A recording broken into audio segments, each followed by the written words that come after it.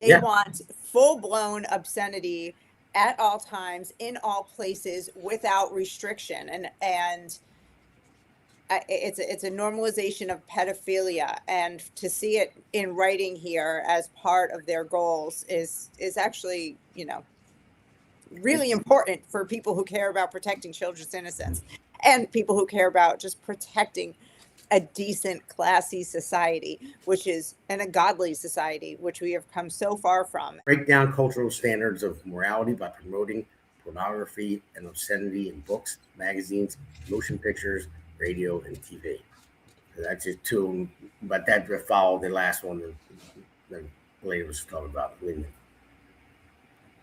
So, I mean, you can't argue with it. It's all happening. I mean, nobody can turn around and say, no, this is not true. This is all fiction. It's happening.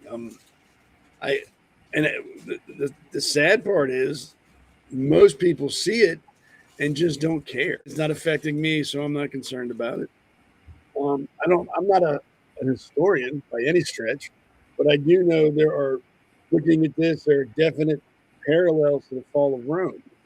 I mean, one of the big reasons Rome fell is because it lost its national identity. It allowed everybody to become a Roman for any reason. So they lost their sense of nationality. They lost their art. They lost their own history. They started to allow degeneracy to happen with no issue, and they fell because of that. I think those were like the top 10 reasons for the fall of Rome. And you got to remember, we're only 250 years old. We're the new kids on the block. Most other countries in the world have gone through 3 or 4 revolutions. They've changed their entire nation 2 or 3 times. We've done it one time, and we're due for, unfortunately, a revolution. One side standing up and saying this is enough. We're not doing this anymore. It's inevitable, and unfortunately, the more you try to fight change, the more violent it will become when it happens.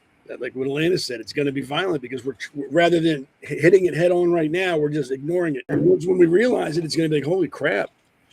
It'll be like getting hit in the head with a baseball. It's like, damn, I should have seen this coming. Well, you did, and you chose to ignore it.